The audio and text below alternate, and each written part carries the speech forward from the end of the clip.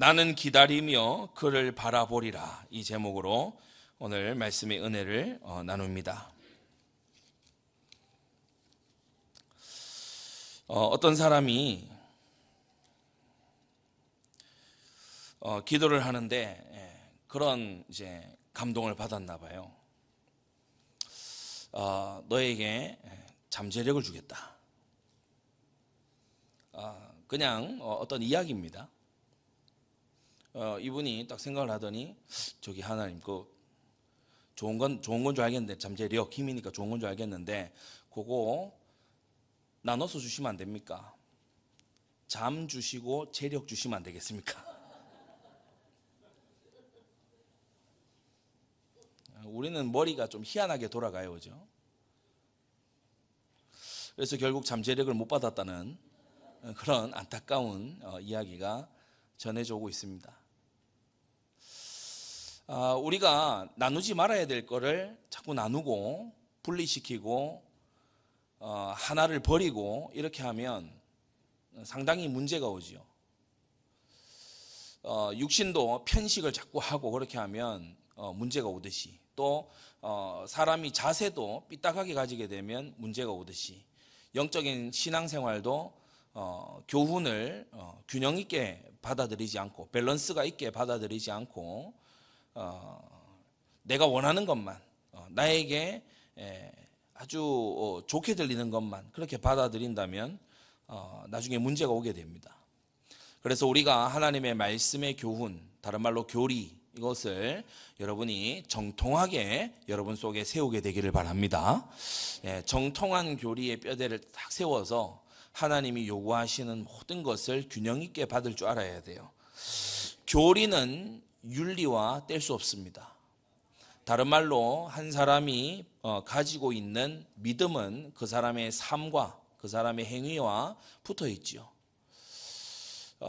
믿음이 괜찮은데 행위는 개판이다, 그럴 리가 없습니다. 교리는 정통교리인데 윤리는 사이비윤리다, 그럴 리가 없습니다.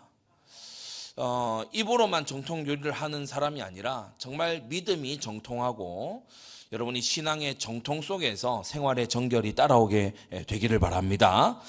네. 어떤 사람들은 무신론으로 딱 이렇게 돼 있는 사람들이 있어요. 심지어 교회 다니는 사람들 중에도 하나님은 교회에만 계시는 거 아니겠냐, 이런 것을 말은 안 하지만 자기가 그렇게 가지고 있어요. 이런 사람들은 반드시 삶이 불신앙의 삶이 될 수밖에 없습니다. 하나님 눈치 안 봐요. 하나님 뜻이 뭘까 생각 안 해요.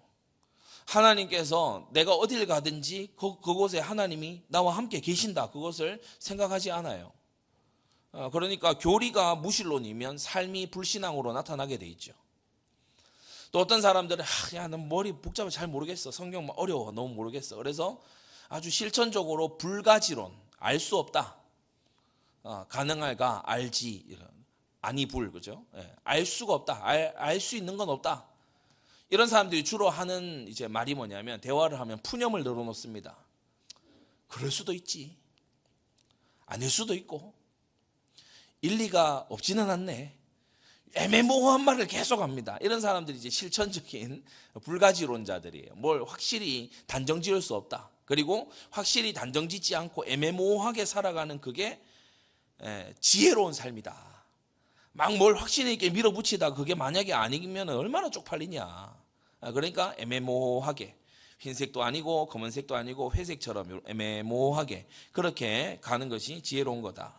이런 사람들은 삶이 굉장히 회의적일 수밖에 없어요. 무언가 확신 있게 해나가는 게 없는 거 있죠. 왜냐, 그 사람이 가지고 있는 생각과 사상이 불가지론이기 때문에 그렇습니다. 하나님이 알려주신 만큼 우리는 확실히 알 수 있어요. 계시해 주신 만큼 우리는 확실히 알 수가 있는 거예요. 그 너머는 우리가 모르는 거예요. 그래서 우리가 이런 것이 좀 확실해져 가야 되는 것입니다. 내 부모를 공경해라, 이건 기도해봐야 되는 문제일까요? 아니면 순종해야 될까요? 순종해야 됩니다. 하나님 말씀에 순종할 거냐 말 거냐, 이거는요 막 기도해보고 막 감동이 오면 그런 영역이 아니에요. 하나님의 말씀은 순종을 요구하는 것입니다. 그래서 여러분이 애매모호한 그런 사람 되지 말고, 불확실한 사람 되지 말고, 시간이 갈수록 선명하고 내 길이 아닌 것, 또 나의 길인 것, 이것을 선명하게 붙잡는 여러분 되기를 바랍니다. 어떤 사람이 생각과 사상, 자신의 교리가, 자신의 믿음이 다원주의일 때 그 사람은 도덕적으로 굉장히 허용적인 그런 사람이 될 수밖에 없어요. 일상생활 삶에서 그래요. 생각 자체가 다원주의일 때 있잖아요.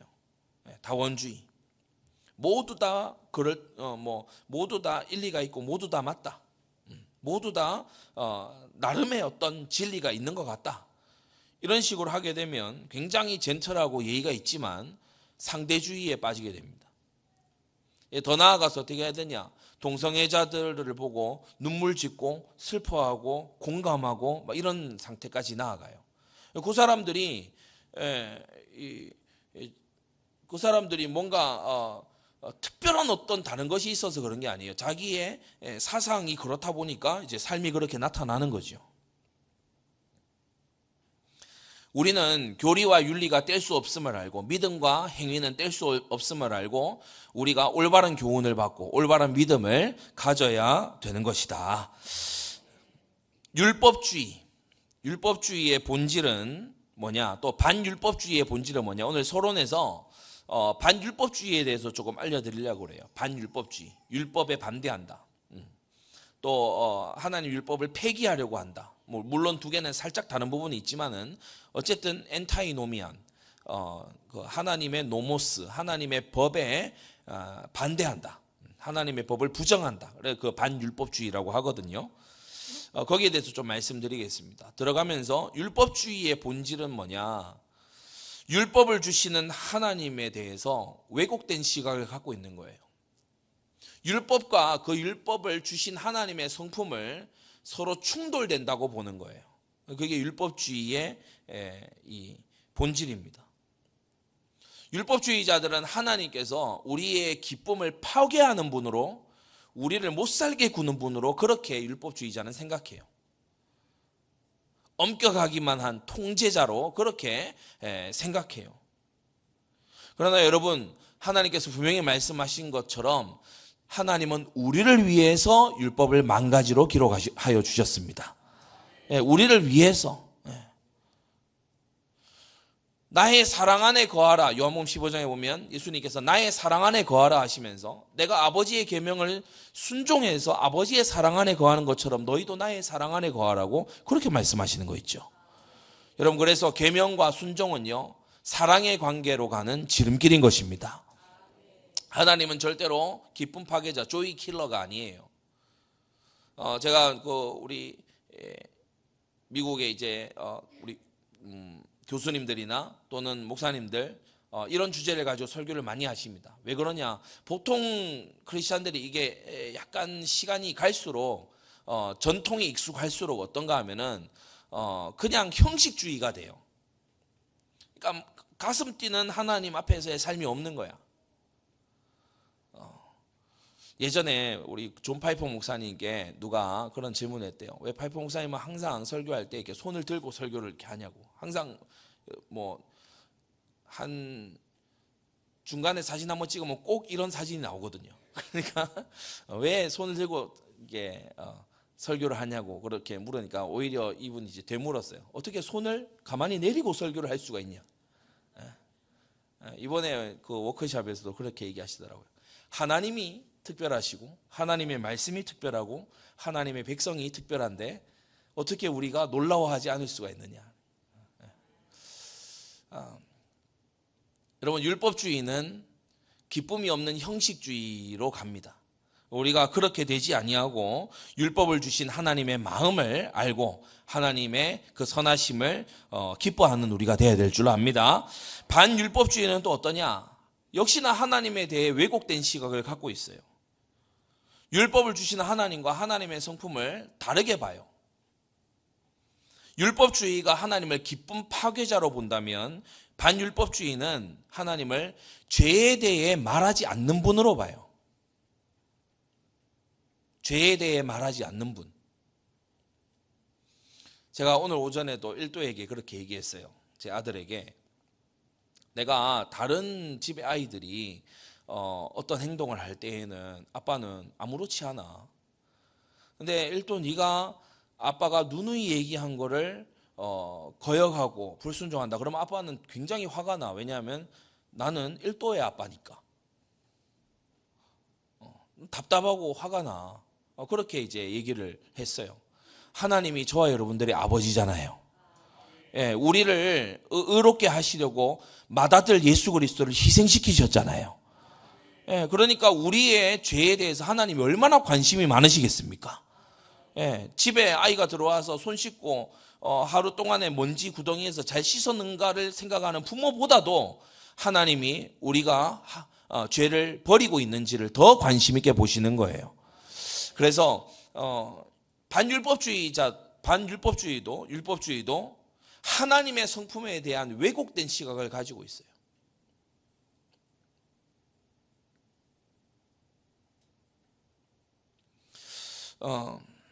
율법주의나 반율법주의 모두 하나님의 법을 그분의 성품으로부터 분리하는 잘못을 범하고 있죠. 그래서 싱클레어 퍼거슨 목사님이 쓰신 온전한 그리스도라는 책에 보면 이 율법주의와 반율법주의는 결국 이란성 쌍둥이다.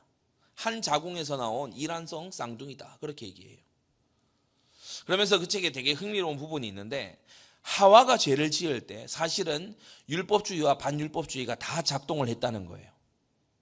하와가 선악과를 먹을 때 그녀는 하나님이 우리의 기쁨, 그 선악과와 이런 걸 먹음으로써 가지게 될 우리의 기쁨을 파괴하는 나쁜 분으로 봤어요.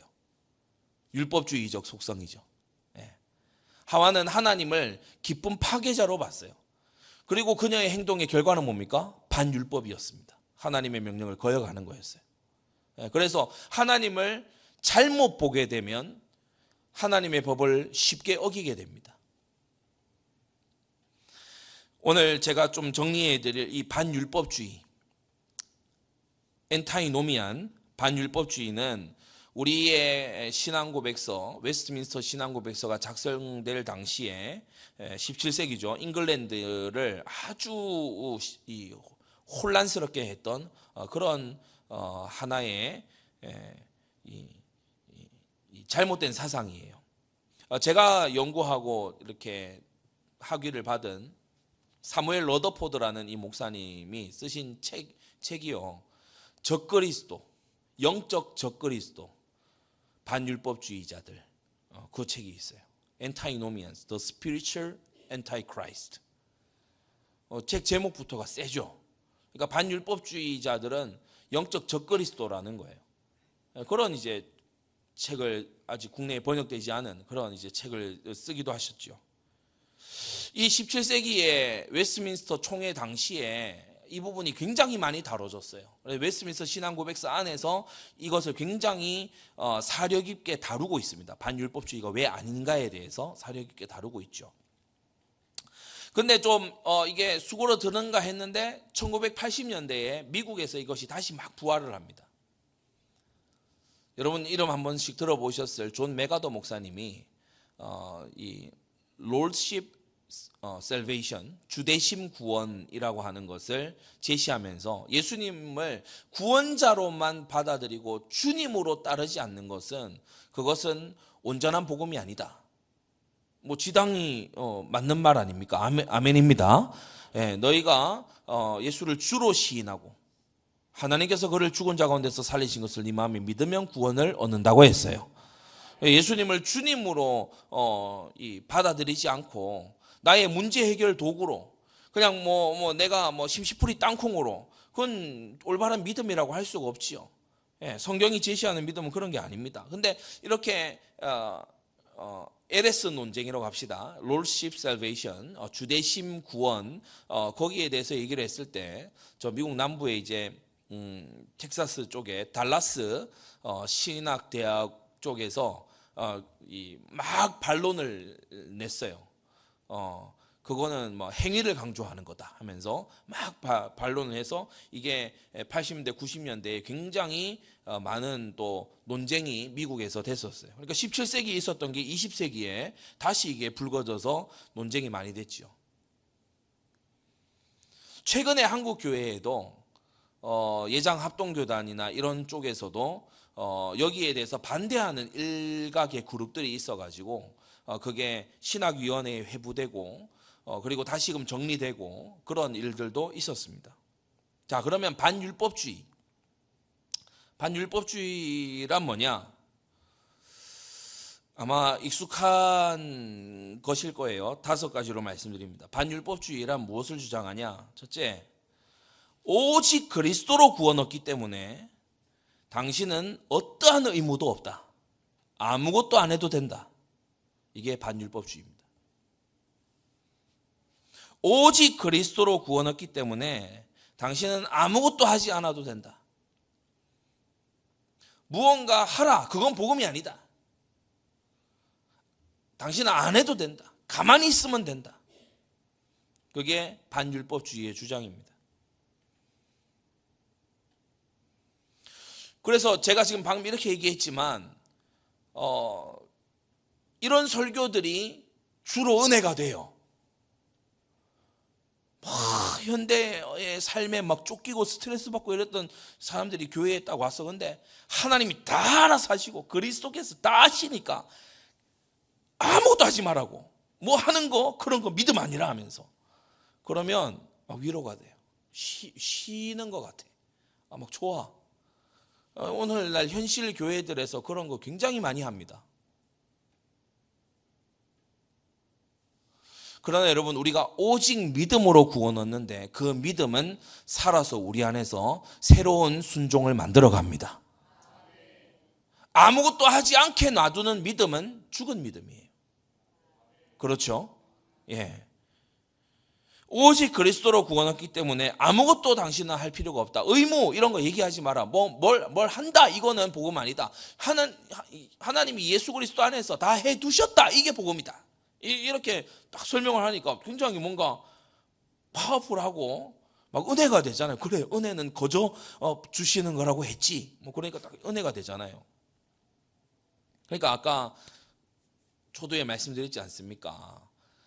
잠, 재력을 같이 받아야 되는데 잠 따로 받고 재력 따로 요구하면은 잠을 받았기 때문에 재력이 있어도 쓸 시간이 없어요. 그러니까 이걸 나누면 희한한 일이 벌어진다니까요. 나누면.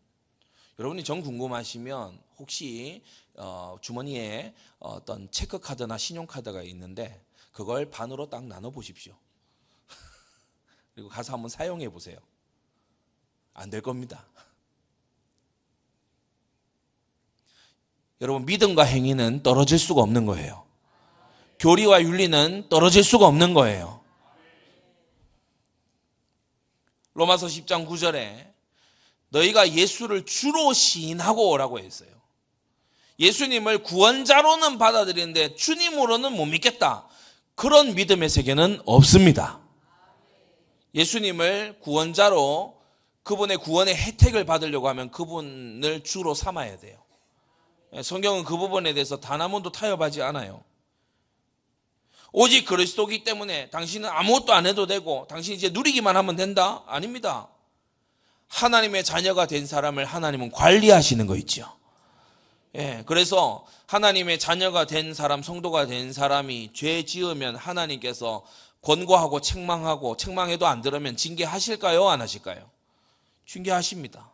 그리고 징계는 하나님 자녀가 받는 이 특권에 해당하는 거예요. 하나님 자녀 아니면 징계 못 받아요. 멸망을 받지 징계를 못 받아. 히브리서 12장 8절에 징계는 다 받는 것이오늘 너에게 없으면 사생자요 참아들이 아니라고 했죠. 제가 어디 가서 길 가는 대여섯 살 꼬마 붙잡고요 막 훈계하고 그렇게 안 합니다. 그 부모가 하겠죠. 근데 저희 집 아이들은 제가 합니다. 왜냐? 제가 이 아이들의 아버지니까. 그렇잖아요. 하나님이 우리 아버지시면, 거룩하신 아버지시면 하나님은 우리를 기르시고 우리가 죄를 버리지 않을 때 주님은 책망하시고 징계하시고 당연히 하나님은 그렇게 하시는 거룩하신 분이시다. 그러면서요, 그리스도 안에 있으면요, 죄에 따른 징계만 있는 게 아니죠. 의로운 삶을 살기 위해서 고난도 받죠.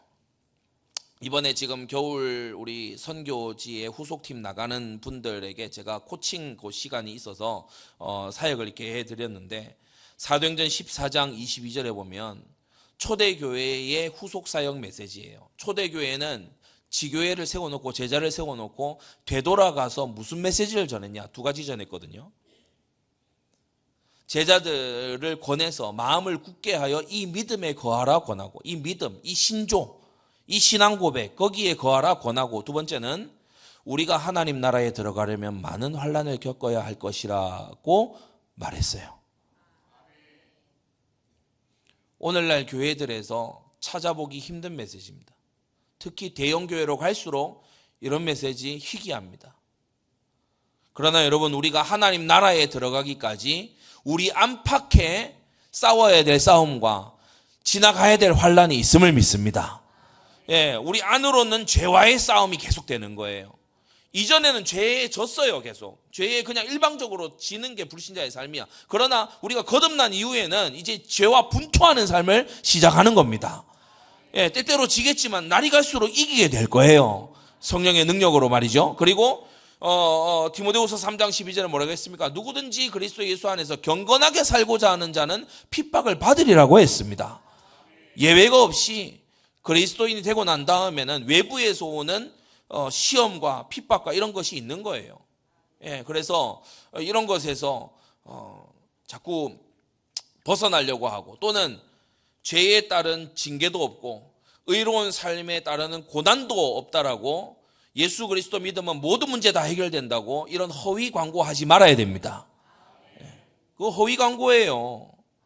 사람들이 그걸 예상하고 왔는데 실상이 다르니까 사람들이 또 막 다른데 막 몰두하잖아요.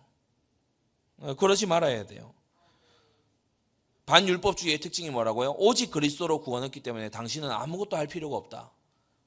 여러분, 이런 메시지가 이렇게 들릴 때에 여러분이 분별할 수 있는 그런 수준이 되시기를 바랍니다.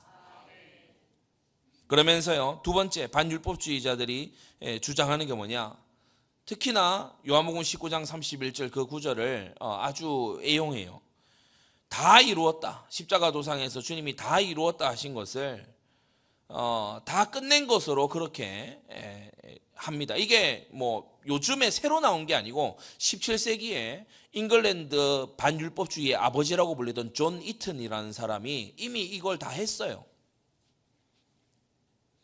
하나님은 당신의 죄를 기억 못 하신다. 이거 존 이튼이 했던 말이에요. 하나님 당신의 죄를 기억 못 하시고 기억 안 하신다. 그렇기 때문에 죄 좀 지었다고 막 눌리고 그러지 마라. 그 존 이튼이 했던 말이에요.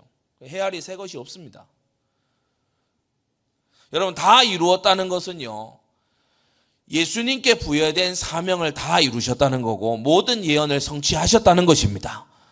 택자를 위한 대속의 사역을 다 이루셨다는 거예요. 자, 그러나 예수님이 십자가에 달려 죽으시고 모든 택자들의 죄를 대속하신 그것을 이제 성령이 그 뒤에 오셔서 적용하셔야 돼요? 안 하셔야 돼요? 예, 성령이 오셔서 적용하셔야 돼요. 그래서 다 끝난 게 아니야. 아직 성령의 그 구속 적용을 못 받은 사람들이 이 세상에는 너무 많아요. 택자라서 그리스도가 그를 위해서 죽으셨어. 그를 위해서 십자가의 대속제물이 되셨다고. 근데 아직 성령을 받지 못해, 성령의 내적 부르심을 받지 못해가지고, 왜냐? 전도자가 가지 않아서. 그래서 아직까지 자신에게 그 구속이 적용 안 된 사람들이 있어요. 다 끝났은 겁니까? 아직 다 끝나지 않았습니다. 그리고 더 그런 것은 뭐냐면 빌립보서 3장 12절에 사도는 말합니다. 내가 온전히 이루었다 함이 아니라고 말해요. 예수님은 온전히 이루셨어요. 그러나 사도는 나는 온전히 이루지 않았다고 얘기해요. 히브리서를 기억하십시오. 우리 앞에 믿음의 주요 또 온전케 하시는 이인 예수를 바라보고 믿음의 경주를 우리가 달려가야 되는 것입니다. 먼저 믿음의 경주를 꼬린 지점을 통과하셔서 하나님의 영광 가운데 보좌 위에 장차 다시 오실 그 주님께로 우리도 우리의 결승점을 향해서 달려가야 되는 거예요. 다 끝났다 이렇게 하니까 여러 가지로 폐단이 생겨나는 거 아닙니까? 어떤 사람들이 얘기합니다. 그리스도가 다 순종했기 때문에 난 순종 안 해도 된다. 여러분, 그 자취를 따라오게 하려 하셨다고 했어요. 우리로 하나님 안에서 의가 되게 하시려고 주님께서 본을 보이신 겁니다. 그래서 우리가 그리스도를 믿는다라고 하는 건 믿고 따라가는 거예요. 그래서 회심과 주님을 따라가는 제자의 삶은 같이 붙어 있는 거죠. 세 번째, 반율법주의는 또 뭘 주장하냐? 누가 다 순종하냐? 완전히 순종하는 사람 있냐? 이렇게 말하면서 성화를 무시해요. 야, 하나님 말씀 다 지키는 사람 누가 있어? 다 부족하지. 언뜻 들으면 굉장히 겸손한 얘기로 들립니다. 그러나 여러분, 다 순종 못하기 때문에 성화를 포기해야 되냐? 성경은 그렇게 가르치지 않아요. 다 순종 못하고 순종이 너무 부족하기 때문에 우리는 날마다 회개해야 돼요. 맞습니까? 순종이 너무 부족하기 때문에 성령의 도우심을 구해야 돼요. 죄와 분투하는 삶을 살아야 돼요.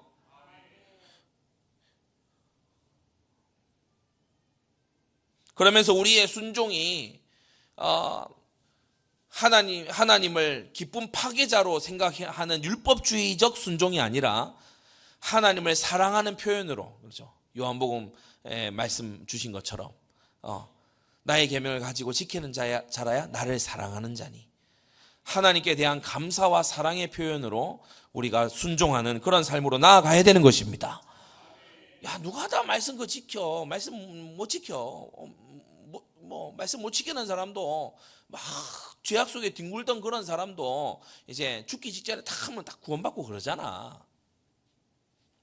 십자가 오른편 강도는 자신의 지나온 삶을 얼마나 안타깝게 여겼을까요? 다윗은 자신이 범한 죄를 추호도 후세의 우리들이 죄를 짓는 변명거리로 삼기를 원치 않을 겁니다. 고린도전서 15장 33절에 속지 말라. 악한 동무들은 선한 행실을 더럽히나니 깨어 의를 행하고 죄를 짓지 말라고 했어요. 이 사람들이 이 선한 행실을 더럽게 막 취급하는 이런 사람들이 누구라고 했냐? 하나님을 알지 못하는 자가 있기로 내가 너희를 부끄럽게 하기 위하였었다라고 하십니다. 야, 순종 못하니까 성화는 좀 한 수 접어두자. 하나님 모르는 사람이에요. 왜 성령이, 거룩하신 영이 우리 가운데 오셨어요? 우리를 거룩하게 하려고. 우리 속에서 주무시지도 않고 내가 잠들어 있는 시간에도 내 안에서 깨어서 그리스도께서 하신 그 대속의 사역이 내게 적용될 수 있도록 계속해서 내 마음에 감화하시는 그 성령을 소멸치 말고 여러분 거룩한 데 나아가기를, 성령의 도우심을 힘입는 여러분 꼭 되기를 바랍니다. 그래서요, 우리 가운데서 사랑이 점점 더 이 범위가 넓어져야 돼요. 사랑이 범위가 넓어져야 돼요. 예전에 미시시피 잭슨에 있을 때 참 우리가 어떤 미국 생각하면 좀 무서운 동네잖아요. 좀 밤에 잘 때 총소리도 이따금씩 듣고 하니까 얼마나 무섭습니까? 근데 월마트를 이렇게 가면, 대형마트 이렇게 가면 그 앞에 그 흑인 아저씨들이 있어요. 약한 아저씨, 약 안 한 아저씨 있어요. 그러니까 해롱해롱 하는 아저씨, 그냥 이렇게 약간 들뜬 아저씨 있어요. 약간 들뜬 이 아저씨는 꼭 인사를 합니다. How are you doing, man? Yo, man 하면서 인사합니다. 이게 그 소울이 있어요. 그래서 막 인사하고 이렇게 하는데 처음에는 도망 다녔어요. 뭐야 하면서 도망 다녔어요. 근데 시간이 지나가면서 어떤 생각이 드냐? 내가 참 좀 인종에 대한 편견 이런 것이 좀 있는 것 같다. 성경에 말씀하기를 하나님은 스구디아인의 하나님이기도 하시다고 했는데, 초대 안디옥 교회를 보면은 니게르라 하는 그 사람도 들어와서 함께 멤버가 아니라 함께 리더십이 되잖아요. 그러니까 얼마나 참 그런 선교적인 교회입니까? 그래서 제가 어느 시점부터는 그분들하고 인사를 주고받고 얘기를 했어요.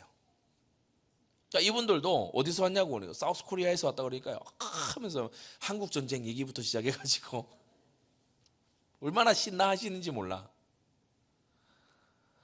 그리고 생각 이상으로 순수하셔요. 생각 이상으로 순수해. 그런 분들이 있어요. 막 이렇게 해롱해롱하는 분들은 얘기가 안 되니까 그거는 못하고, 이제 그냥 쾌활한 분들 있잖아요. 초콜릿 한 5개 먹은 것 같은 그런 분들. 여러분, 우리가 이 사람 걸러내고 저 사람 제끼고, 야, 나는 독야청청하겠다, 이게 복음 아닙니다.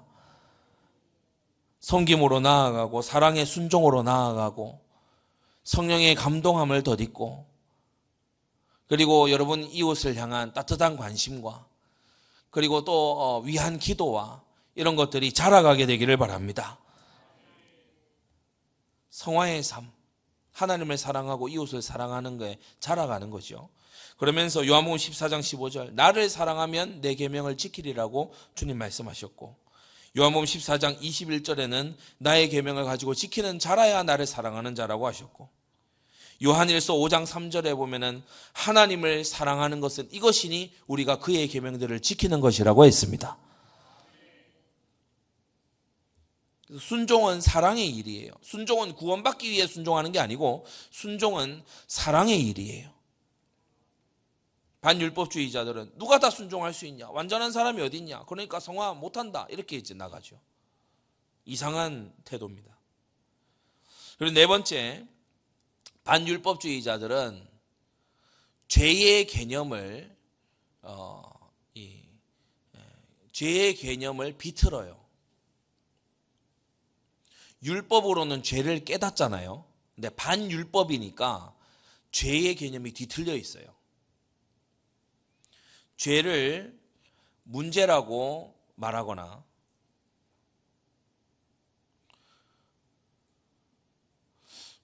뭔가를 막 피해를 끼쳐놓고, 그 참 큰 문제네요, 이거는 이상하잖아요. 죄를 불행이라고 말하거나, 불행. 현대 교인들 많이 그럽니다. 자기가 죄 짓고 자기가 징계 당하고 있으면서 나 불행하대요. 나를 좀 위로하래. 그런 사람들 많습니다. 이혼을 해 치아놓고 와서요, 교회에서 찔찔 울어요. 그 하나님 앞에 이혼하는 그 말씀 거역을 해놓고 와서 힘들다는 거야. 이혼하기 전에도 힘들었겠죠. 근데 이혼하니까 또 힘들다는 거예요. 그걸 불행이라고 해요. 죄라고 절대 얘기할 분위기를 만들지 않아. 나는 불행하다는 거예요. 나도 우울하고 불행하다는 거야. 이런 식으로 나가죠. 또는 죄를 가지고 질병으로 처리합니다. 특히 정신의학 쪽으로. 정신의학 쪽으로. 과거의 트라우마 때문에 그래. 스트레스 때문에 그런 것 같아. 야, 저 사람 성격 유형이 ES 뭐뭐잖아. 그러면서 참 그런 또 MBTI 가져와 가지고 저 사람 성격이 그렇잖아. 저 사람 성격이 원래 아나무인에다가 저 사람 성격이 원래 독불장군에다가 저 사람 성격이 원래 순종적이지가 않거든. 죄입니다. 죄예요. 성격 차이가 아니고 그건 하나님의 기준을 세상의 질병 기준에다 갖다 집어넣으면 안 돼요. 교묘합니다. 굉장히 교묘해요. 반율법주의자들이 죄에 대해 가지고 있는 생각. 죄는 사함받아야 되고 용서받아야 되는 문제지 해결받아야 되는 문제가 아니에요. 하나님은 우리의 죄값을 치르시고 우리를 무죄하게 만들어서 하나님이 용서하시지, 죄가 비염 같은 거라서 해결해 놓는 그런 게 아니라니까요. 우리가 핸드폰이 고장나면 핸드폰 고장난 문제를 어디에 가져가서 수리해서 고쳐서 해결 볼 수 있어요. 그러나 복음은 이런 게 아니에요. 우리가 수리점에 갔다가 나와서 다시 거기를 안 가지, 필요할 때만 가고 거기를 안 가지, 수리점장의 제자가 되지 않지 않습니까? 복음은 그리스도를 주로 삼아서 섬길 것을 말하고 있어요. 그에게 소속될 것을 말하고 있어요. 죄를요 질병이라고 하고, 죄를 이제 더 나아가서 흑암이라고 합니다. 흑암. 은근히 이제 사탄 탓을 하는 거예요. 예전에 말씀드렸죠. 아담과 하와가 타락한 이후에 첫 번째 보인 징후가 뭐냐면 남 탓하는 거였어요. 하와는 특히 그 사단 탓을 했어요. 아담은 하와 탓하고 하와는 뱀 탓하고. 그게 하나님을 떠나서 눈이 밝아진, 선악과를 먹은 이후에 눈이 밝아진 상태에서 이 아담과 하와가 보였던 첫 번째 반응입니다. 그래서 죄의 증상이 남 탓하는 거예요. 또는 죄를 가지고 이거 갱신해야 되는 문제다, 이런 식으로 갖다 붙이기도 합니다. 죄는요 속죄받아야 됩니다. 죄는 회개하고 반성해야 됩니다.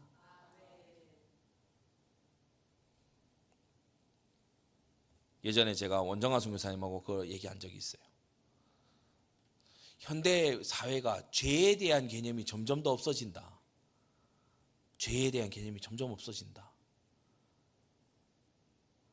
권리 침해라고 생각을 하고, 피해, 가해 이런 거 생각하고, 그리고 어떤 것을 잘 규정을 몰라서 그렇게 한 거라고 생각하고. 아담과 하와는 속아가지고 깜빡 속아서 선악과를 먹었을까요? 아니면 하나님을 거역한다는 걸 확실히 알고 거역을 했을까요? 확실히 알고 거역했어요. 오히려 잘못된 정보를 먼저 전달한 건 하와예요. 창세기 3장 다시 잘 보세요. 뱀이 와서 물었어요. 동산에 있는 모든 나무의 실과를 먹지 말라 하시더냐. 질문했는데 하와가 이제 알려주는데 정확하지 않은 정보를 알려줘요. 우리가 다 먹을 수 있지만 선악을 알게 하는 나무 실과는 먹지 말라. 너희가 죽을까 하노라 했다. 그러니까 거짓말은 상호간에 했어요. 굳이 먼저 한 이가 누구냐 따지면 사람이 먼저 했어요.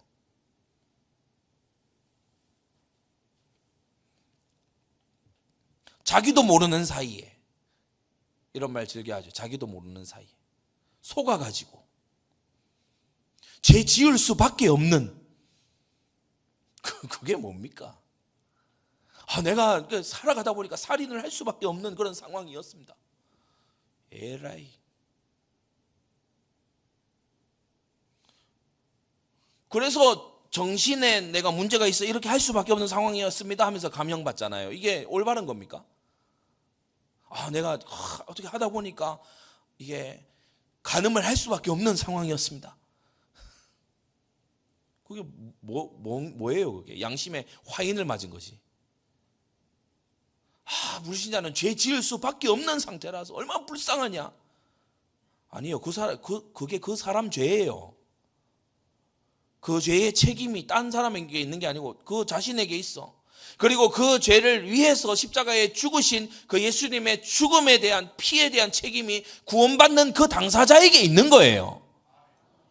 이게 서로 연결이 안 되면, 예수님의 죽음이 나를 살리기 위한 죽음이 아니면 십자가와 내가 무슨 상관이 있습니까? 그래서 우리는 복음을 전할 때 예수님이 당신의 죄를 위해 죽으셨다고 말해야 되는 거예요. 죄로 인해서 파생된 정신의 어려움, 육신의 어떤 문제들, 질병, 이런 걸 해결하기 위해서 예수님이 죽으셨다. 잘 분별해야 돼요. 정통 기독교는 그렇게 설명하지 않습니다.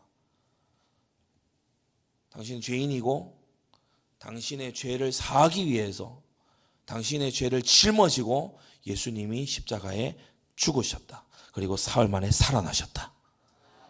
받든지 아니 받든지 우리는 이걸 정확하게 전해야 됩니다.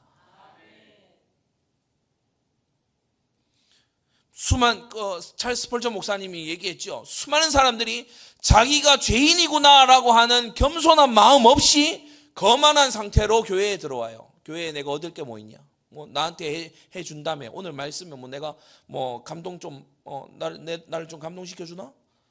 거만한 자세로 들어왔다가 거만하게 앉아있다가 거만한 모습으로 나간다. 스펄전 목사님이 탄식을 했어요. 할 수 없는 죄인이 주님만 바라봅니다 하면서 세리처럼 그렇게 하나님 앞에 나와서 있는 사람들이 드물다는 거예요. 우리의 타락한 양심이 그런 경향이 있는데 거기에다가 죄는 문제야. 죄는 네가 불행한 그게 죄야. 또는 죄는 하나의 질병이야. 죄는 네가 본의 아니게 네가 고통당하는 거야. 너도 모르는 사이에 죄 지을 수밖에 없으니까. 그래서 겸손한 신자가 안 나오는 거예요. 시작할 첫 단추가 겸손이 아니야. 우리 안디옥교회 성도 여러분, 나의 죄를 위해서 하나님의 아들이 십자가에 달리셨습니다.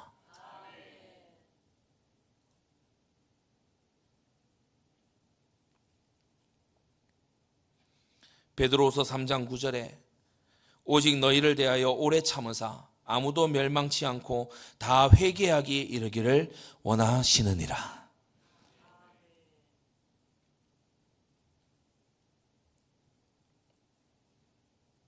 그리고 마지막 5번째,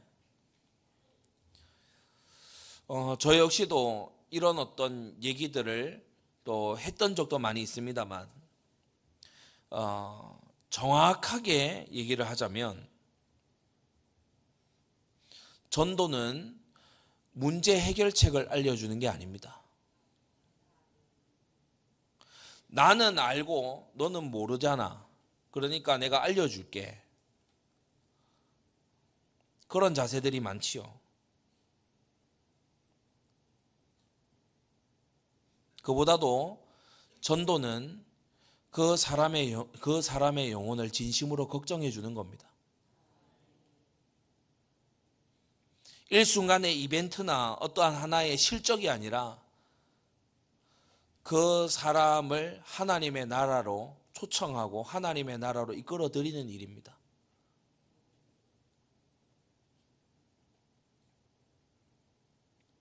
가장 중요한 것은 율법으로 죄를 깨닫게 해줘야 됩니다.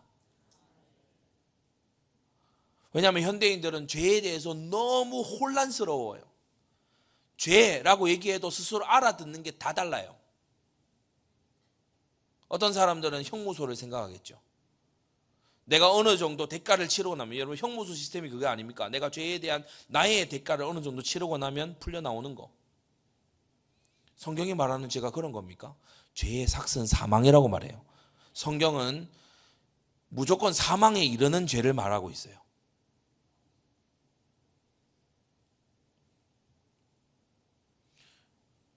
집에 오는 공과금 그 납부서를 잘 못 챙겨가지고 부주의로 인해가지고 이것이 밀려서 과태료가 나오는 그런 것이 죄다. 현대인들 그렇게 생각하거든요. 나의 부주의로 인해. 아니에요.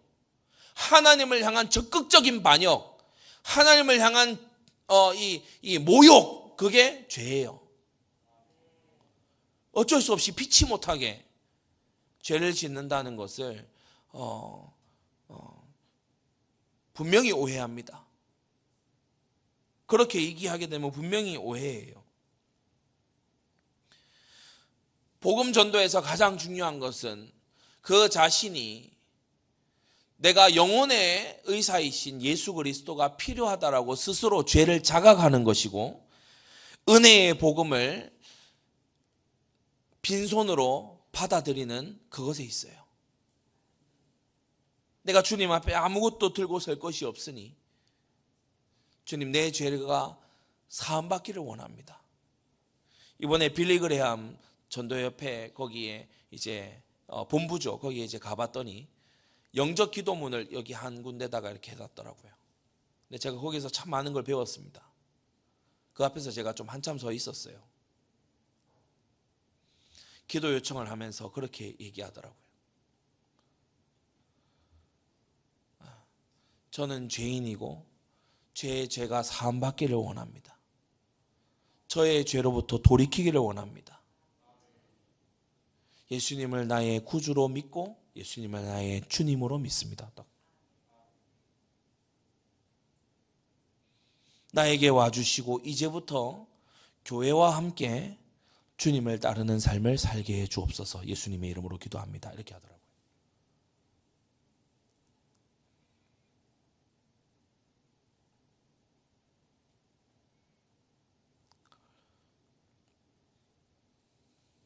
하나님께 반역하고 하나님의 말씀을 거역한 데에 따르는, 잘 들으세요, 그 죄의 결과로 오는 게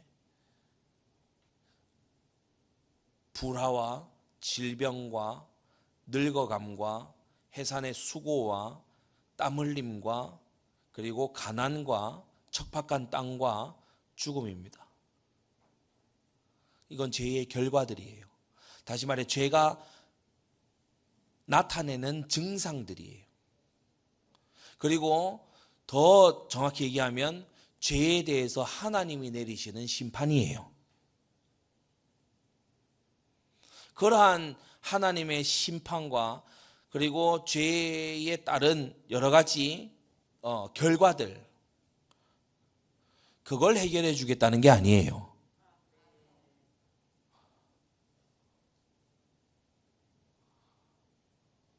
그리스도께서 그 모든 것들의 시작점이 되는 죄를 짊어지고 죽으셨다는 거예요.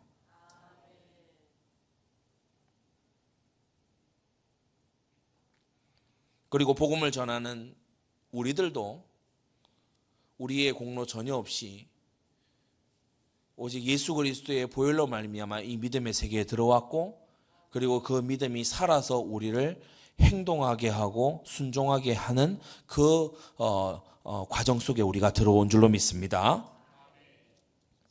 오늘 서론이 굉장히 좀 길었는데 반율법주의에 대해서 여러분이 잘 알고 경계해야 돼요. 이런 것들이 비단 우리 가까운 곳만이 아니라 한국교회 안에 굉장히 팽배해요. 성경이 길게 얘기하는 걸 단순화해서 도식화하면 안 됩니다. 성경이 간단하게 얘기하고 지나가는 걸 지나치게 들고 파도 안 됩니다. 하나님의 말씀이 길게 다루고 있는 주제, 특히 로마서에서 율법과 믿음에 대한 이런 관계들, 야고보서에서 믿음과 행함에 대한 그런 관계들, 이거 우리에게 중요한 부분이기 때문에 그렇거든요. 여러분이 율법과 복음에 대한 확고한 이해가 있게 되기를 바랍니다. 전도는 율법으로 진단하고 십자가의 복음으로 그들을 건져내는 것이다. 예. 오늘 본론으로 들어가서요, 세 가지로 말씀을 정리합니다. 증거의 말씀, 두 번째 증거의 사람, 그리고 세 번째 증거를 가진 소망입니다. 다시 첫 번째 증거의 말씀 16절이죠. 그리고 두 번째는 증거의 사람 18절입니다. 그리고 마지막 세 번째는 증거를 가진 소망, 다른 말로 근거를 가진 소망 17절이죠. 먼저 첫 번째로 증거의 말씀, 우리가 16절을 보시면 너는 증거의 말씀을 싸매며 율법을 나의 제자 중에 봉함하라고 하셨어요. 이제 증거의 말씀, 율법, 언어적인 이 히브리어의 라임이 쓰이고 있는데, 증거는 히브리어로 토다이고 율법은 토라입니다. 토다와 토라 이렇게 이제 같은 라임을 맞춰서 쓰고 있어요. 율법은 하나님의 말씀 그 자체라면, 토다, 증거라고 번역된 이 토다는 그 말씀대로 이루어진 역사의 증거를 말합니다. 하나님의 말씀이 주어지고 하나님의 말씀대로 되어온 그 증거를 동시에 가지는 거, 이것을 말하는 거죠. 그래서 모세 오경이 토라라면은 그 이후에 이어지는 여호수아 사사기, 또 사무엘 상하, 이런 역사서들은 토다입니다. 토다. 주님의 그 율법서대로 했더니 율법서대로 되고, 그걸 어겼더니 율법서에 기록된 저주가 오더라. 이런 이제 증거가 되는 거죠. 참 놀라운 것은 엘리멜렉의 자부인 룻이 무엇을 보고 하나님 백성이 되도록 이렇게 돌아왔지요? 토라라기보단 토다를 보고서, 토다. 증거를 보고서. 그것도 아주 희한한 증거를 봤어요. 자기가 시집온 집안에 말씀 거역하고 하나님이 분배해 주신 땅을 떠났더니 망하네. 야, 하나님 살아 계시는구나. 이렇게 해서 이제 회심을 하게 된 거예요. 그러니까 사람이 약간 예측하기 어려운 그런 방법이긴 했죠. 8장 20절에 오늘 본문은 아니지만 20절에도 내려가 보면 마땅히 율법과 증거의 말씀을 좇을지니 이렇게 말씀합니다. 그래서 하나님의 율법, 하나님의 말씀 받은 것이 우리의 삶에 확인이 되어져야 돼요. 증거로 확인이 되어야 돼요. 그냥 성경에만 기록되어 있는 말씀이 아니라 토라만 있는 게 아니라 여러분의 삶에 토다가 따라오게 되기를 바랍니다. 말씀대로 순종해 갔더니 말씀대로의 결과가 오더라. 이런 토다가 여러분에게 있게 되기를 바랍니다. 이런 일관성이 없는 종교 행위가 아랫부분에 19절에 나오는 바로 신접한 자, 마술사 이런 사람들이에요. 신접한 자, 무당들은 우리처럼 성경에 텍스트가 없어요. 막 중구난방식입니다. 그죠? 그때 쌀 던지는 거에 달려 있어요. 그러니까 이게 이제 햅쌀일 때와 찹쌀일 때가 이제 달라. 그러니까 이게 얼마나 안 맞습니까, 그죠? 막 너무 변신 로봇 같이 이상해.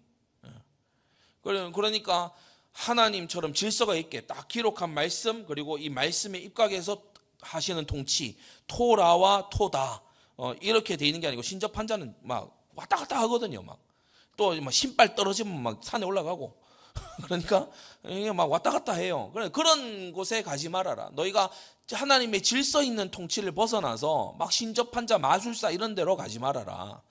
그렇게 말씀하는 거죠. 우리의 신앙생활도 마찬가지입니다. 강단 말씀을 질서 있게 딱 받아서 나의 삶에 질서 있게 적용하는 그러한 신앙생활이 체계가 세워지게 되기 바랍니다. 자, 그런데 두 번째, 짜매며 봉함하라 그랬어요. 우리가 보면 16절에 싸매며 봉함하라 그랬죠. 이건 결국 이제 무슨 뜻이냐면 받은 말씀을 소중히 간직하라는 겁니다. 여러분이 품속에 딱 넣어가지고 또는 아주 그 보석함 이런 곳에 딱 넣어서 따로 딱 보관하는 게 있죠.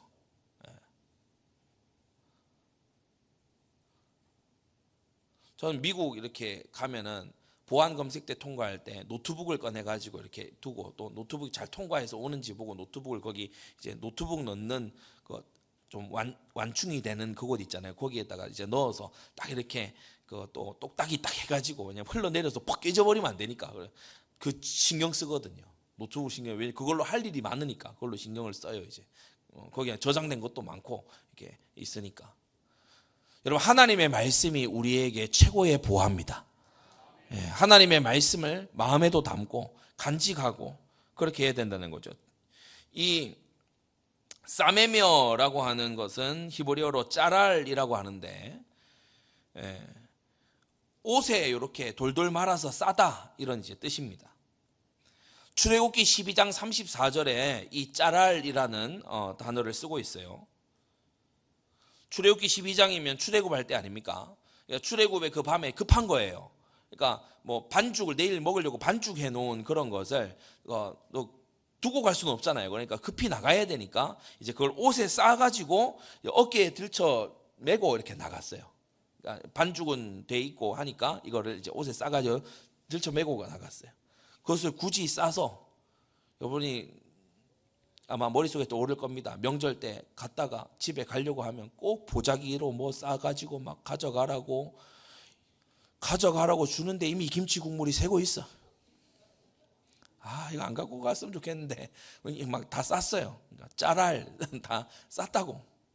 그러니까 이제 가져가야 되는 거예요. 반죽 담은 그릇을 옷에 싸서 출애굽할 때 들고 나갔듯이 이건 꼭 챙겨야 돼. 바쁘지만 이건 꼭 챙겨야 돼. 그래서 급히 막 포장하는 그게 짜랄입니다. 그러니까 하나님의 말씀을 다른 거는 몰라도 이거는 진짜 꼭 잘 보관해야 돼. 여러분 그렇게 되시기를 바랍니다. 다른 건 내가 잘 놓쳐도 하나님 말씀은 내가 정말 잘 이렇게 보자기에 담아서 해야 돼. 오늘 수요예배가 여러분 하나님 말씀을 짤알하는 그런 시간인 줄로 믿습니다. 그러면서 두 번째 봉함하라고 했어요. 봉함하라. 히브리어로 하탈인데요. 이건 도장 찍는 걸 말해요. 인을 찍는 거. 인을 치다. 권위를 말하는 거고, 그리고 이것은 이제 KS 마크 우리도 막 찍고 하잖아요. 그러니까 이것은 신뢰할 수 있다. 그리고 이것이 이제 완결이다. 그렇게 이제 표현하는 게 봉함하는 거죠. 느헤미야 10장 1절에 이 하탈이 쓰이고 있는데, 느헤미야 10장에 보면 귀환한 백성들이 성벽 재건을 다 마치고 이제 하나님 앞에 언약을 세우는 장면이 나와요. 그 언약에다가 서명을 하거든요. 서명을 하는데 그 서명을 하는 사인 그것을 이제 느헤미야 10장 1절에서 언약의 인을 쳤다 그렇게 이제 얘기를 합니다. 짬에 놓고 봉함에서 도장 찍어서 딱 봉인을 했다는 것은 나중에 그 짜맨 것을 풀고 인을 뗄 때가 온다는 거죠. 하나님 말씀에 요한복음 6장 27절에 인자는 아버지 하나님의 인치신 자라고 했어요. 지금 아하스 왕에게 하나님께서 막 말씀하십니다. 이따가 얘기해 드릴게요. 하나님께서 말씀하시는데 그 징조와 예언과 18절에 나오는 이스라엘 중에 징조, 사인과 예표가 되었나니 그랬어요. 이 예표. 미리 보여주시는 예언의 표시잖아요. 이거 결국 어디에 가서 이루어집니까? 아하스에게 주신 1차적으로는 아하스에게 주신 말씀이지만 그리스도 안에서 다 성취되는 줄 믿습니다. 그래서 지금 이사야가 싸매고 봉함하는 이 하나님의 말씀, 그것이 궁극적으로 뭘 보여준다고요? 하나님께서 그렇게 성부 하나님께서 그렇게 애지중지하고 포대기로 싼 분이 싸서 도장 찍은 분이 바로 우리 주 예수 그리스도다.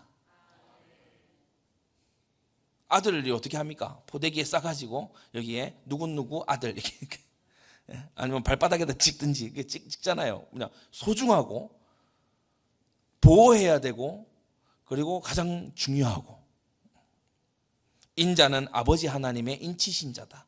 그리고 요한복음 1장 18절에 이 인치신 인자를 아버지의 품속에 있는 독생하신 하나님이 나타내셨다고 했어요. 예수 그리스도는 성자 하나님이시고 삼일체 하나님의 모든 영광으로 우리에게 나타나시는 거지요. 요한계시록 5장 5절에 보면 유대 지파의 사자 다윗의 뿌리가 이기었으니 이 책과 그 7 인을 떼시리라 하고 했어요. 누가 인을 떼기에 합당하뇨? 나중에 지금 이사야서에서는 작게 보여주는 장면입니다.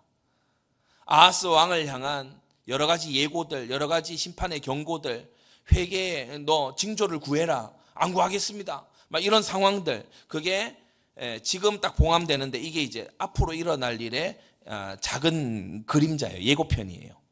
나중에 마지막 때에 가서 막 아수르 같은 짐승이 몰려오고, 그죠? 종말의 때에 아수르가 몰려오는 건 비교도 안 될 그런 적그리스도가 막 몰려오고 이렇게 하게 될 때에 이 인을 떼서 하나님이 하고자 하시는 그 뜻을 나타내 보일 만왕의 왕이 누구냐? 예수 그리스도라는 겁니다. 지금 그거 예고편 하고 있는 거예요. 이 16절 18절 그거 막 봉함하고 도장 찍고 이게 이제 나중을 위한 예고편인 거예요. 우리는 이제 뒤에 결말을 아니까, 그러니까 여기에 볼 때 이제 이게 보이는 거죠. 여러 가지 그 플래그가 세워지는 게 보이는 거죠. 자, 그러면서 작은 세 번째로 왜 지금은 싸매며 봉함해야 되느냐? 왜 지금은 싸매며 봉함해야 되느냐? 예수님께서도 자신이 그리스도이신 것을 일정 시간대까지 싸매 두셨어요, 그죠? 내가 그리스도인 걸 이르지 말아라. 마태복음 16장에도 보면 가서 말하지 말아라 그랬죠. 왜냐? 오해하니까. 지금 유다 왕국도 마찬가지입니다. 이사야 1장부터 8장까지 유다 왕국이 지금 어떤 상태죠? 아하스 왕 치하에서 어떤 상태입니까? 범죄한 나라, 1장 4절, 범죄한 나라요, 허물진 백성이요, 행악의 종자, 행위가 부패한 자식이라고 했어요. 그러니까 여호와 하나님 이름을 부르는데 이 믿음의 신조에 교리에 무언가 심각한 잘못이 생겨났어. 그래서 행위가 엉망이에요. 행악의 종자야. 아주 타락한 교회라니까. 1장 13절에 보면 주님께서 신랄하게 말씀하시죠. 대회를 열고 월삭과 안식일을 지키고 성회와 아울러 악을 행하는 것을 내가 견디지 못하겠노라. 그러니까 하나님 앞에 나와서 거룩한 것처럼 막 집회해요. 집회할 때는 막 하나님 막 충만 막 하나님 막 거룩하시고 막. 근데 그 교회의 구성원들의 각자의 삶은요, 음란하고 도적질하고 강도짓하고 거짓말하고 하나님께 영광 가리는 일 도구로 다 하고. 그 당시 유다가 그랬어요. 5장 24절에는 율법을 버리며 말씀을 멸시했다고 했어요. 특히 버린 말씀이 어떤 말씀이냐, 율법을 버렸어요. 왕은 어떻습니까? 7장 12절 이사야가 나와서 이제 왕께서는 징조를 구하십시오. 여호와 하나님께 징조를 구하십시오. 아하스가 안 하겠다는 거예요. 나 하나님께 징조 구하는 기도 안 하겠다는 거예요. 난 차라리 아수르의 디글랏빌렛을 의지하겠다는 거예요. 이게 지금 다윗의 자손의 모습이에요. 그러면서 백성들은 8장 12절 어떤 상태냐, 야 저기 아수르 쪽에 스파이가 간첩이 여기 많이 들어왔다며, 맹약한 자가 있다며, 야 너는 어느 편이야? 너 아수르 편이야? 아니면 어디 너 유다에 충성할 거야? 아니면 아수르가 지금 대세인 것 같은데 서로 그러고 있어요. 친 아수르야, 친 아람이야, 어디야? 우리가 이렇게 친중이야, 친일이야, 친북이야 이런 거 하고 있듯이 다 그러고 있어. 친 하나님은 없어. 친 하나님은 없다고. 이렇게 너 친 아수르야? 같은 편. 이러면서 서로들 그러고 있어요. 맹약한 자가 있다 하면서. 예? 맹약한 자가 12절 있다 말하여도 너희는 그 모든 말을 따라 맹약한 자가 있다 하지 말며.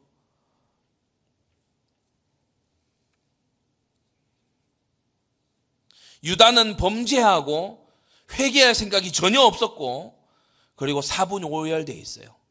왕도 따로 생각하고 백성들도 각기 따로 생각하고 회개할 생각이 없어요. 전부 다 동상이몽이에요. 각자 이해관계가 다 있고. 하나님 보실 때 이 나라는 말씀을 지금 꺼내서 보여줄 나라가 아니야. 그래서 싸매고 봉함하라는 거예요. 제자들 너희가 간직하고 있으라는 거예요. 청교도 리차드 십스는 이렇게 말했습니다.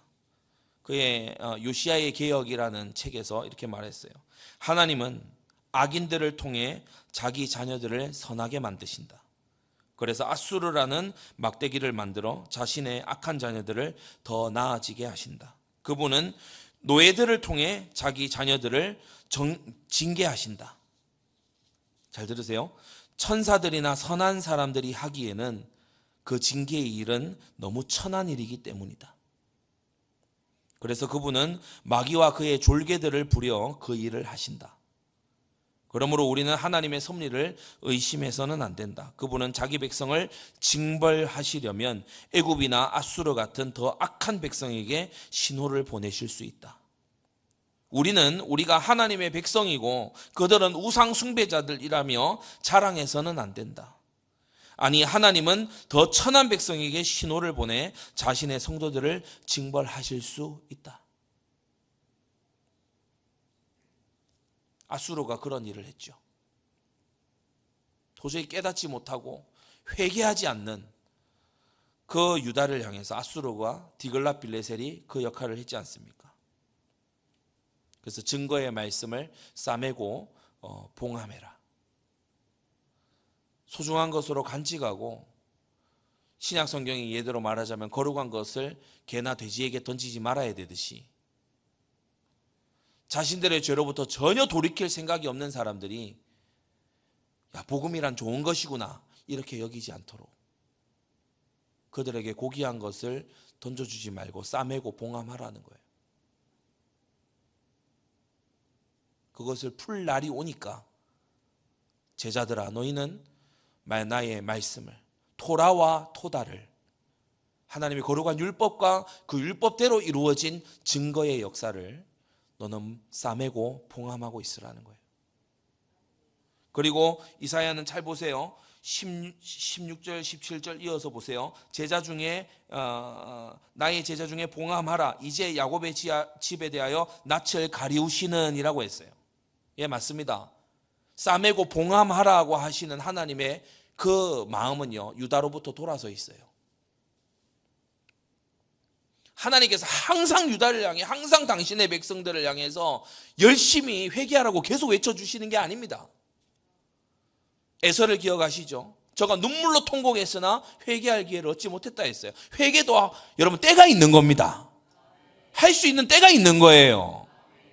하나님이 오래 참으시지만 끝까지 참으시지는 않습니다. 그러니까 하나님께서 낯을 돌이키시는 거예요. 그 낯을 돌이키시는 그것이 뭐라고요? 너 증거의 말씀을 싸매고 율법을 나의 제자 중에 봉함해라. 싸매고 봉함해라. 제자들 너희들이 소중하게 간직하지 유다 백성들에게 알리지 마. 걔네들 오해해. 큰 두 번째, 증거의 말씀만 이사야에게 주어진 게 아니고 증거의 사람들도 주어졌어요. 참 특이한 모습은 18절인데요. 보라 나와 및 여호와께서 내게 주신 자녀들이 이스라엘 중에 징조와 예표가 되었나니 이렇게 말하고 있죠. 나와 내게 주신 자녀들. 그래서 우리가 본문에 등장하는 자녀로만 생각을 하면 이사야에게는 두 아들이 지금 있는 것으로 나오죠. 스알야숫과 마헬살랄 하스바스입니다. 이제 임마누엘이라고 하는 그 아이는 이제 별도의 또 아이이고 스알야숫과 마헬살랄 하스바스. 이사야 이름의 뜻이 뭐죠? 이게 징조라고 했잖아요. 사인이라고 했잖아요. 그러니까 이사야는 이름의 뜻이 뭡니까? 여호와가 구원하신다. 여호와가 구원하신다. 그 이사야 이름의 뜻이에요. 너무 오래된 뜻 아닙니까? 여호와가 구원하신다. 근데 이사야가 사는 시대는 구원 거의 못 받는 시대예요. 근데 여호와가 구원하신다. 소망의 이름이죠. 스알야숲 이름 뜻이 뭐라고 했어요? 남은 자가 돌아오리라. 남은 자가 돌아오리라. 약간 그 희망이 있지만은 돌아오리라는 거는 같다는 거잖아요. 그죠? 어디론가 같다는 겁니다. 남은 자가 돌아오리라. 남은 자가 있다는 거는 못 남은 자가 있다는 거예요. 그죠? 못 살아남은 자가 있다는 거예요. 살아남은 자가 돌아올 거다. 어디에 가서 막 이렇게 인수가 줄어드나? 스알야숲. 그리고 긴 이름을 가진 이 아들 마헬살랄 하스바스. 뜻이 뭐라 그랬죠? 속히 와서 노략해라. 속히 와서 빼앗아라. 아들 이름을 그 하나님의 말씀이 아니면 이렇게 지을 사람 없어요. 예를 들어 아들 이름을 짓는데 속히 와서 빼앗는 뭐 이런 식으로 뭐라고 한국어로는 어렵네요. 예를 들어 아이의 이름을 짓는데 빠른 강도. 그렇게 지을 아버지가 어디 있습니까? 근데 하나님이 그렇게 지으라고 하니까 그렇게 짓는 거죠. 한 아들은 스알야숲이고 또 다른 아들은 마헬살랄 하스바스예요. 이게 무슨 징조입니까? 이사야와 이 두 아들의 이름들을 다 합쳐보면 이제 하나님이 말씀하고자 하는 징조가 정리가 되죠. 잘 들으세요.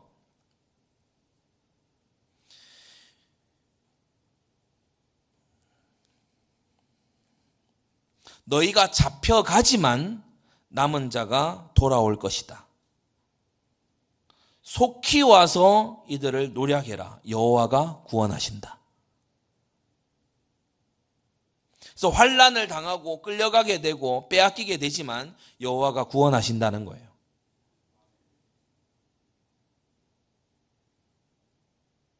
여러분, 이 징조, 이 세 개의 이름이 다 이루어진 분, 함께 이루어진 분이 우리 주 예수님 아닙니까?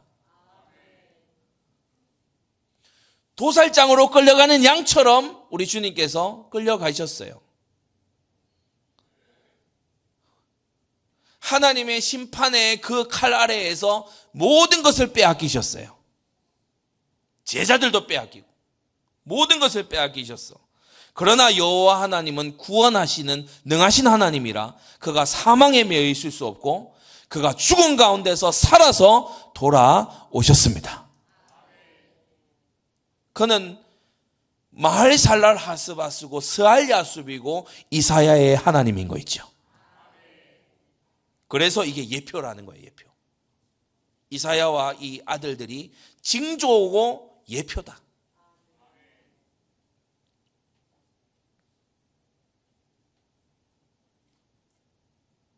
증거의 사람들이 이사야에게 있어요. 증거의 말씀만 있는 게 아니고 증거의 사람도 있어.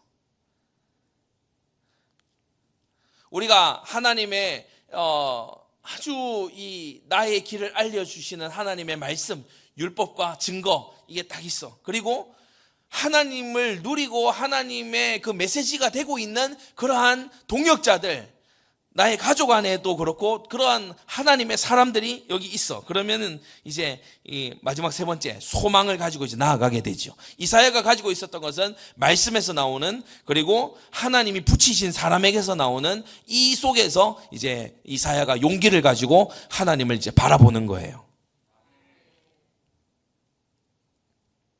그래, 큰 세 번째 넘어가기 전에 18절 마지막에 보면 이는 시온산에 계신 만군의 여호와로 말미암은 것이다 라고 했어요. 이 징조와 예표는 시온산에 계신 만군의 여호와에게서 말미암은 것이다.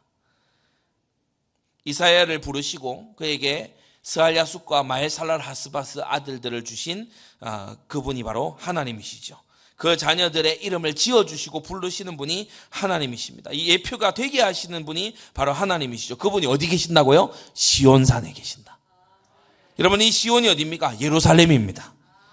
여러분, 예루살렘에 하나님이 계신다. 하나님이 그곳을 거처로 삼으셨다라고 하는 게 언제부터입니까? 다윗 때부터입니다. 다윗 때부터. 다윗과 그의 아들 솔로몬 때부터. 시온 산에 계신 만군의 여호와, 이것은 다윗의 하나님을 호출하는 거예요. 다윗의 하나님을 호출하는 거예요. 다윗의 하나님. 지금 이사야가 맞이하고 있는 현실은요, 사람들이 말씀에 관심 없어요. 율법 우습게 여겨. 그러면서 사람들이 현실에 다 매몰되어 있어요. 왕의 아들 스알야숲 손잡고 세탁자의 밭 곁에 가서 왕에게 하나님의 예언을 하고 말씀 전하고, 왕이시여 기도하십시오. 안 하겠대. 왕이시여 하나님의 사인을 구해야 됩니다. 나 그거 안 하겠대. 백성들에게 와가지고 백성은 어떠냐 보니까, 야, 너 누구 편이야? 아수르 편이야? 아람 편이야? 어디 편이야? 그런 거나 하고 있어요. 하나님께로 우리가 돌아가자, 하나님께 회개하자. 아무도 그걸 안 해. 이사야도 절망할 판이에요. 이사야도 지금 소망을 완전히 잃을 판이야. 그때에 하나님께서 뭘 주신다? 너 증거의 말씀을 싸매고 봉함하고 너 제자들 가운데서 지켜. 그리고 내가 너에게 증거의 사람들을 너의 아들들로 줬으니까 네가 거기에서 사인을 보고 징조를 보고 예표를 보고 내가 무슨 일을 할 것인지 네가 분명하게 봐. 나는 시온산에 있는 다윗의 하나님이다. 나는 도망자 목동을 세계 최강의 왕으로 만든 시온산의 하나님이다. 나는 없는 것도 있게 하고 거인들도 삽시간에 문을 뜨는 다윗의 하나님이다. 나는 시온산의 하나님이야. 이사야, 너 나를 바라봐야 돼. 내가 준 증거의 말씀, 내가 너에게 아들들로 준 증거의 사람들, 내가 너에게 이걸 줬어. 그러나 여전히 주님의 고개는 유다에게서 고개 돌리고 있죠. 낯을 돌리고 계시죠. 그러나 이제 이사야는 알아요. 싸매고 봉함된 말씀은 인봉이 풀리고 풀려질 때가 올 것이고, 내게 주신 이 아들들에게 주신 이름으로 볼 때 주님께서는 남은 자를 돌아오게 하고 노략당할지라도 여호와께서 내 이름처럼 이사야 내 이름처럼 여호와께서 구원하실 것이다. 이 안에서 마지막 세 번째, 증거와 근거가 있는, 이유가 있는 소망을 이사야가 가진 게 된 겁니다. 현재의 모습은 야곱 집에 대하여 낯을 가리우시는 여호와 하나님이에요. 여러분의 삶에도 그런 기간이 혹 있을지 모릅니다. 하나님이 내 삶에 아무 응답도 안 하시는 것 같고, 남들은 응답이다, 역사다, 인도다 그런 것들이 막 들려오는데 나는 계속해서 괴로운 것 같은, 마치 하나님이 내게서 고개를 돌리고 계신 것 같은 그런 상황일 때 오늘 이 말씀을 생각하십시오. 이사야도 그랬습니다. 그때에 이사야는 하나님께 절망하고 하나님께 실망했던 게 아니라 주님이 주신 그 증거의 말씀을 한 손에 붙들고 하나님께서 내 옆에 보내주신 그 사람들 속에 하나님의 역사를 확인하면서, 그러면서 여전히 낯을 돌리고 계신 그 하나님을 기다리며 바라봤다는 거예요.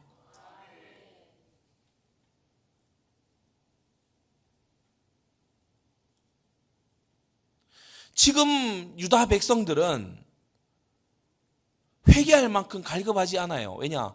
최근에 아람과 에브라임 동맹이 아수르로부터 완전 다 깨졌거든요. 우리를 적대하던 북이스라엘과 아람 제국이 아수르가 내려와서, 왜? 아수르가 처음에는 다 깨주잖아요. 그 성전 기물 뜯어서 막 갖다 바치고 하니까 와서 대적을 깨주거든요. 그 다음에 와서 아하스를 군박하지 않습니까? 그죠? 두 번째 와서는 군박합니다. 그게 첫 번째 지금 상황이에요. 첫 번째. 그러니까 아수르가 막 해주는 거야. 예, 그러니까 아람과 에브라임 동맹으로 불안했던 유다가 이제 괜찮아졌어. 좀 괜찮아졌어. 상황이 좀 나아졌어. 문제가 좀 해결돼. 이제 좀 숨통이 트이는 것 같아. 이사야가 보는 상황은 달라요. 하나님이 낯을 돌리고 계신다니까.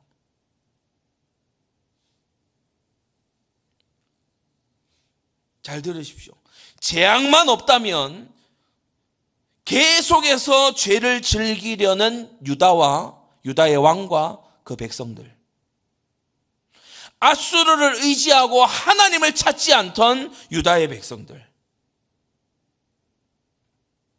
그래서 하나님을 의지해서 아람과 에브라임을 해결한 게 아니에요. 아수르를 의지해서 해결을 했어요. 그리고 하나님 그것을 불쾌하게 여기세요. 그러나 이제 머지않아 그렇게 든든하게 믿고 있던 아수르가 이제 아무 막힘없이 유다로 치고 내려옵니다. 의지하고 믿었던 아수르가 이제는 유다의 큰 위협이 됩니다. 우리는 지금 이 이사야가 보고 있는 이 상황, 유다 백성들이 당장의 눈앞의 위기가 해결되니까 하나님을 더 이상 찾을 필요가 없다라고 여기는 이러한 상황, 그 속에서 이사야는 이 백성들이 지금 전쟁을 면한 것 때문에 안심하고 있는데 하나님이 이들에 대해서 낯을 돌리고 계시는데 이거 어떻게 해야 되냐라고 아무도 안 하고 있는 탄식을 하고 있는 선지자의 이 모습을 보면서 우린 생각해야 돼요. 징계보다 위험한 건 죄입니다. 징계보다 위험한 건 죄예요. 전쟁보다 우리가 두려워해야 될 것은 하나님과의 거리가 벌어지는 거예요.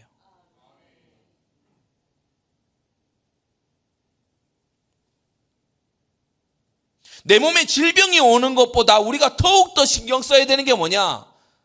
성령의 충만함에서 떨어지는 거예요.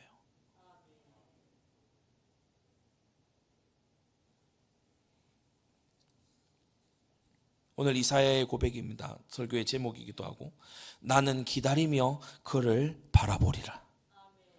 나는 기다리겠다. 말씀 주신 하나님 기다리겠다. 징조를 주신 하나님 기다리겠다. 예표를 주신 하나님을 나는 기다리겠다.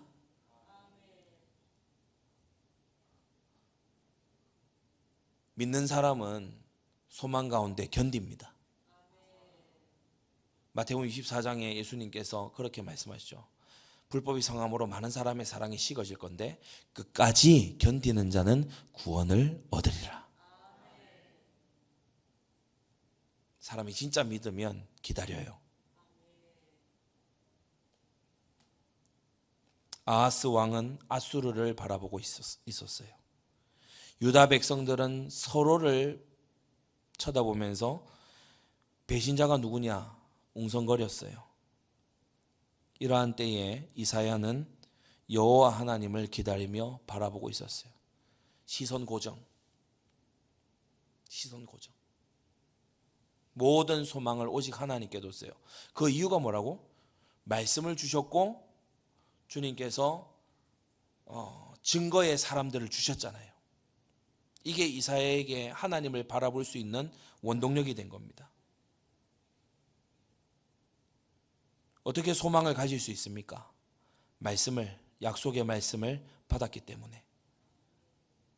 그리고 징조를, 하나님의 사인을 받았기 때문에. 더구나 이사야는 자기의 아들들로 이러한 징조의 사람들, 증거의 사람들을 받았어요.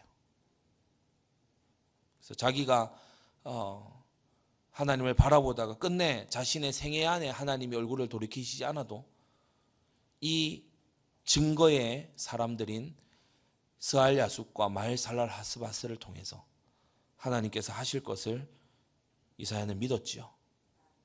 나는 기다리며 그를 바라보리라. 기도해봐도 안 되네. 다른 걸로 가려고 하고. 너무 상황이 어렵잖아. 그러니까 다른 수단을 찾고. 오늘 이 말씀에서 우리가 여전히 여호와 하나님을 기다리고 그분을 바라보는, 그러나 단지 그를 바라봐야 되기 때문에 바라보는 게 아니라 말씀을 받았기 때문에 우리에게 구름같이 허다한 증인들 있기 때문에 하나님을 바라보는 그러한 여러분 되시기를 바랍니다. 기도하겠습니다. 거룩하신 아버지 하나님, 증거의 말씀을 주시고 증거의 사람들을 주셔서 증거를 가진 속에 소망을 가지도록 이 옛 선지자 이사야를 힘주시고 소망 주신 하나님, 악하고 음란한 세상 가운데서 죄의 개념 자체가 흐트러진 그러한 세상 가운데 살아가면서 우리 성도님들 절망하거나 낭망하지 않게 하여 주시고 하나님을 기다리며 하나님을 바라보는 그러한 우리의 하루하루의 삶이 되도록 은혜 베풀어 주시옵소서. 하나님께서 우리의 삶을 바라보시고 인자와 긍휼로 우리의 삶에 단 한순간 역사하시면 모든 것이 바뀌게 될 것임을 우리는 압니다. 주여, 주님의 역사를 기다립니다. 주님의 인도를 바라봅니다. 주님만 하실 수 있는 그 일을 우리 가운데 이루어 주시옵소서. 예수 그리스도의 이름으로 기도드리옵나이다. 아멘.